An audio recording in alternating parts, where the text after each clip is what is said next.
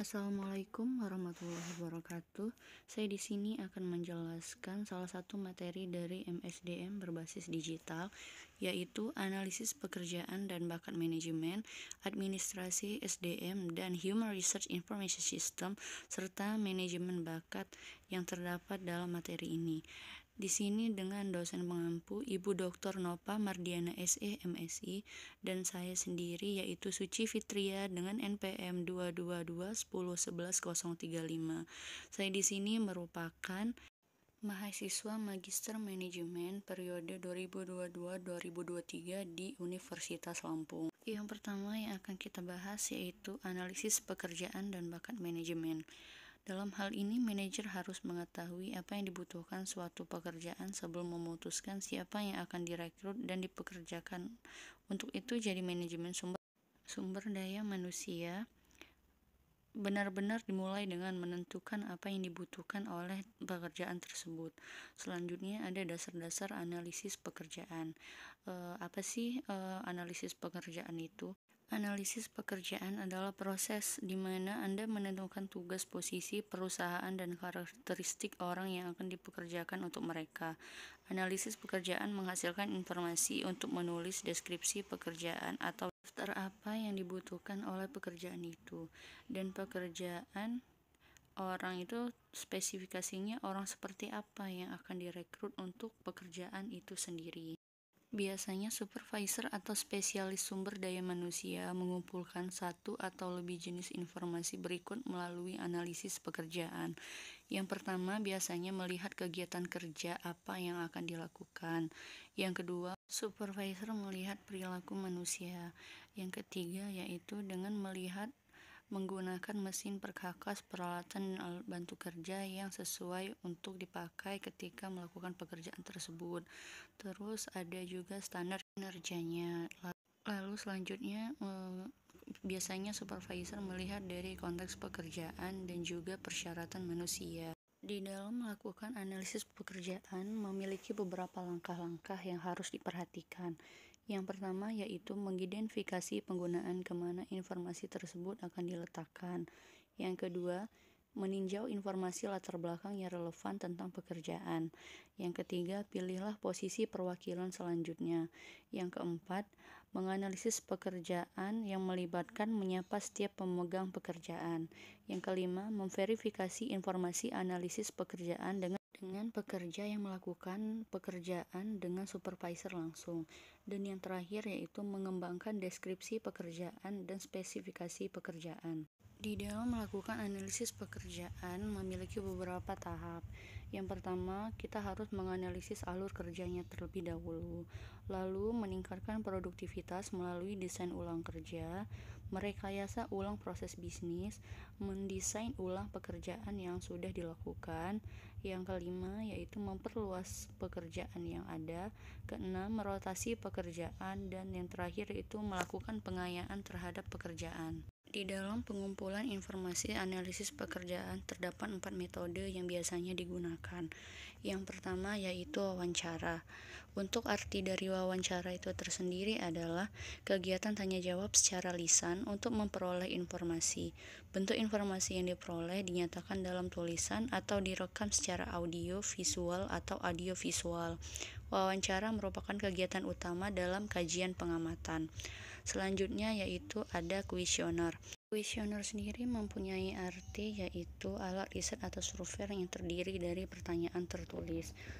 Tujuan dari pembuatan kuesioner ini sendiri untuk mendapatkan tanggapan dari responden. Selanjutnya metode pengamatan yang dilakukan adalah pengamatan. Pengamatan itu sendiri adalah aktivitas terhadap suatu proses atau objek dengan maksud merasakan dan kemudian memahami pengetahuan dari sebuah fenomena berdasarkan pengetahuan dan gagasan yang sudah diketahui sebelumnya. Teknik yang terakhir digunakan adalah teknik analisis pekerjaan kuantitatif. Untuk data kuantitatif itu sendiri adalah jenis data yang dapat diukur atau dihitung secara langsung sebagai variabel angka atau bilangan. Biasanya dari keempat ini yang paling sering digunakan adalah wawancara dan kuesioner. Untuk wawancara biasanya dilakukan sebelum menerima karyawan, sedangkan kuesioner adalah untuk melihat bagaimana kinerja karyawan yang sudah bekerja di perusahaan kita. Jadi di sini kita dapat mengevaluasi bagaimana perkembangan karyawan yang sudah bekerja. Sebelum kita menulis deskripsi pekerjaan, kita harus mengetahui dulu apa arti deskripsi pekerjaan. Deskripsi pekerjaan adalah pernyataan tertulis tentang apa yang sebenarnya dilakukan oleh pekerja, bagaimana dia melakukannya, dan apa kondisi pekerjaan itu. Di dalam menulis deskripsi pekerjaan, terdapat jumlah keanekaragaman, yaitu mendeskripsikan pekerjaan yang dipikirkan dengan matang yang mungkin bermanfaat bagi semua orang yang terlibat, lalu mengidentifikasi pekerjaan dengan cara memberi judul pekerjaan dengan menentukan nama pekerjaan seperti petugas pengendalian persediaan, lalu melihat dari standar kinerja dan kondisi kerjanya. Salah satu cara untuk menetapkan standar adalah dengan menyelesaikan pernyataan, "Saya akan benar-benar puas dengan pekerjaan Anda." Selanjutnya yaitu spesifikasi pekerjaan menulis. Yang pertama yaitu spesifikasi untuk personil terlatih versus tidak terlatih. Selanjutnya fiksi berdasarkan penghakiman, spesifikasi pekerjaan berdasarkan analisis statistik, matriks persyaratan pekerjaan, dan panduan keterlibatan karyawan. Di dalam menggunakan model kompetensi, biasanya digunakan untuk proses mengidentifikasi kompetensi yang dibutuhkan oleh suatu pekerjaan, dengan cara menganalisis pekerjaan berbasis kompetensi atau menggambarkan pekerjaan dalam hal kompetensi perilaku yang dapat diukur atau dapat diamati, mirip dengan analisis pekerjaan tradisional. Selanjutnya yaitu administrasi sumber daya manusia dan Human Resource Information System. Administrasi MSDM berkaitan dengan kinerja yang efisien dari aktivitas transaksional yang diperkenalkan di pencatatan, pemutahiran kebijakan, dan materi informasi untuk portal swalayan. Ia menghasilkan dan menyebarluaskan laporan internal, mematuhi pelaporan eksternal yang diamanatkan ke pemerintah, dan mengelola kontrak kerja. Adalah semua contoh administrasi HRM yang terkait dengan pengelolaan tenaga kerja organisasi. Di dalam dukungan teknis untuk menganalisis pekerjaan memiliki tujuan utama, yaitu dari Departemen SDM yang efektif adalah untuk memastikan bahwa organisasi memiliki orang-orang terbaik yang tersedia yang bekerja di pekerjaan yang tepat, pada waktu yang tepat untuk memaksimalkan kapasitas produktif organisasi dalam mengejar mencapai tujuan yang strategis. Di dalam pendekatan dan teknik, berbagai pendekatan untuk menganalisis pekerjaan dibahas secara rinci dalam sumber lain. Itu terdapat dalam Gorpet tahun 1988. Dengan demikian, hanya pendekatan umum untuk melakukan analisis pekerjaan. Di dalam aplikasi Human Resource Information System, pemanfaatan teknologi termasuk alat analisis pekerjaan berbasis web telah meningkatkan ketersediaan informasi yang mendukung analisis pekerjaan, mengurangi biaya pengumpulan informasi, dan meningkatkan kenyamanan dalam mengumpulkan dan menganalisis informasi. Selanjutnya, di dalam lingkungan Human Resource Information System dan aspek lain administrasi SDM, dapat membantu manajer yang dituntut untuk meningkatkan efisiensi administrasi SDM dengan mengurangi biaya, meningkatkan keandalan pelaporan, meningkatkan layanan kepada pelanggan internal, dan memfasilitasi pencapaian tujuan yang strategis. HRM sering tidak dipandang sebagai fungsi strategis dalam organisasi, terutama karena manajernya gagal mengembangkan ukuran yang menunjukkan nilai bisnis strategisnya. Ini dapat dilihat pada HRM and Balanced Scorecard-nya. Lalu, profesional SDM ingin mengidentifikasi proses dan ukuran yang mendukung tujuan strategis retensi pelanggan. Ini dapat kita lihat dengan kartu skor SDM, ukurannya, dan keselarasannya dengan kartu skor seimbang organisasi. Para peneliti telah lama menyadari kebutuhan untuk memastikan keselarasan tujuan dalam organisasi. Dapat dilihat dengan kartu skor SDM dan keselarasan kartu skor yang berimbang. Selanjutnya kita akan mencari tahu apa arti dari manajemen bakat. Manajemen bakat adalah penerapan strategi atau sistem terintegrasi yang dirancang untuk meningkatkan produktivitas tempat kerja dengan mengembangkan proses yang lebih baik, untuk menarik, mengembangkan, mempertahankan, dan memanfaatkan orang-orang dengan keterampilan dan bakat yang diperlukan untuk memenuhi kebutuhan bisnis pada masa saat ini dan pada masa depan nanti. Siklus hidup manajemen bakat saat ini yaitu organisasi menyadari bahwa masalah tenaga kerja yang penting adalah kurangnya kemampuan kepemimpinan. Di dalam perencanaan sumber daya manusia, HRP dimulai dengan mengidentifikasi tujuan strategis perusahaan dan bagaimana program HRP dapat membantu dalam mencapai penggunaan yang efektif dari modal manusia perusahaan. Pentingnya manajemen bakat dalam jajak pendapat yang dilakukan oleh masyarakat untuk manajemen sumber daya manusia berjudul Tantangan yang Menghadapi Organisasi dan SDM dalam 10 tahun mendatang. Untuk menganalisis pekerjaan, tujuan dari program HRP yang efektif adalah untuk memiliki orang-orang terbaik yang tersedia yang bekerja di pekerjaan yang tepat pada waktu yang tepat sehingga organisasi memaksimalkan kapasitas produktifnya. Di dalam menganalisis tenaga kerja dan manajemen bakat, biasanya menggunakan analitik tenaga kerja untuk mengelola bakat dapat melibatkan mengajukan banyak pertanyaan tentang seseorang atau sekelompok karyawan. Untuk mengukur keberhasilan talent management, perspektif berorientasi hasil ini tidak hanya terbatas pada departemen penjualan saja, di mana hasilnya dapat diukur dengan berdasarkan tujuan kuota. Selanjutnya saya akan menjelaskan tentang kasus yang terkait. Beberapa penelitian dilakukan untuk menganalisis seberapa besar pengaruh penerapan proses manajemen kinerja dan bakat manajemen. Penelitian ini dilakukan oleh Silvi Sri Nugraha Tamala dan Dadan Ahmad Fadili pada tahun 2021 dengan judul Pengaruh Manajemen Talenta dan Manajemen Pengetahuan Terhadap Kinerja Karyawan. Penelitian studi kasus tersebut dilakukan pada kinerja karyawan PT Mahati Karawang menggunakan teknik pengumpulan data melalui angket atau kuesioner yang disebar kepada sebanyak 110 karyawan. PT Mahati Karawang yang diwakilkan manajer perusahaan melakukan berbagai upaya dalam analisis seleksi pekerjaan dan manajemen bakat talenta agar kinerja para karyawannya menghasilkan mutu yang baik pada setiap unit kerjanya. PT Mahati Karawang merupakan perusahaan yang bergerak dalam dua sektor sekaligus, yaitu sektor restoran dan jasa.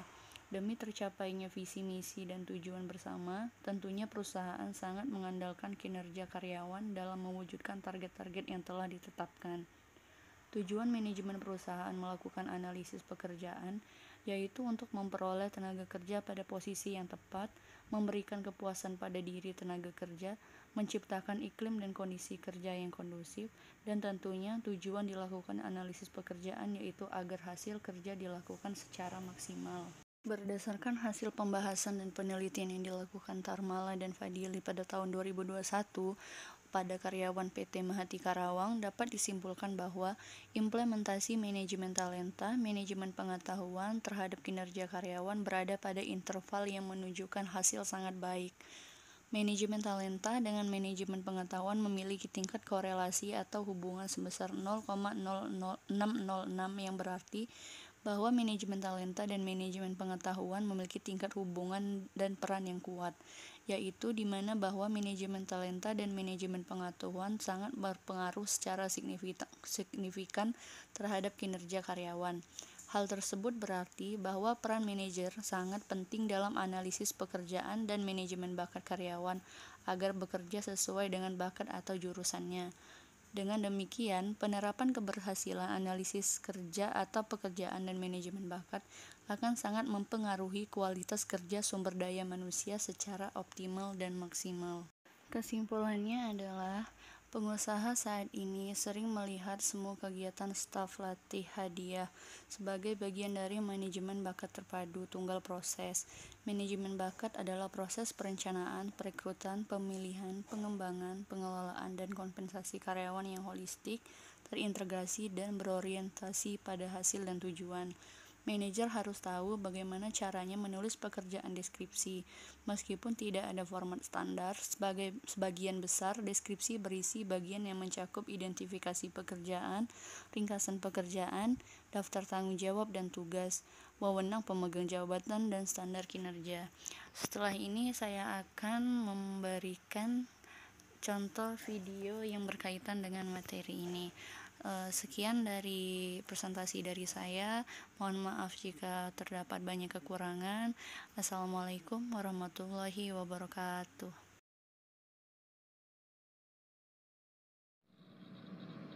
Good morning, Mr. Oven. Welcome to our company. I am Ricky, the Human Resource Development Manager. Good morning. How are you doing, Mr. Ricky? Pretty well. And you? I'm fine. Thank you. Okay, Mr. Oven. We can start this interview. Please, introduce yourself. My name is Evan Dasha. I am 22 years old. I am fresh graduated from Faculty of Economy, University of Indonesia, majoring Business Management. There, I learned a lot about marketing, finance, human resources, and operations management. Do you have any job experiences? Not yet. But I have a lot of organizational experiences. I was the Comet President in college organization, and I was team leader in non-government organization. Great. We need business development staff. Your work can involve strategic planning to help the business grow. I understand. I like this interesting challenge. That's wonderful. What interests you in this job? I think I have skills that will be useful in this industry. I have good understanding of this business area. And I can think and work strategically to develop marketing strategy. That's really great. Please tell me about your greatest weakness. My greatest weakness is, I often lose focus when I am occupied with so many tasks. To overcome this, I came up with a to-do list and time management system that allows me to organize all my tasks. Do you find it difficult to adapt to new situation? Adaptation is not easy. Of course, I will find it difficult to adapt at the beginning. But I'm sure I can start to adapt after working for 1 week. Good. So, how much salary do you want to earn? With this experience, I would like to earn 3 million to 4 million rupees. However, we can discuss more about this. We will consider it. If you are accepted here, are you willing to relocate? I do love living in this city, and would prefer to stay here. However, for the right opportunity, I'd be willing to consider relocating if necessary. That's good. So, when can you start? I do have some flexibility, and I'd be happy to figure out a date that works with your timeline. That's great. We will contact you soon. Thank you so much for giving me the opportunity. You're welcome.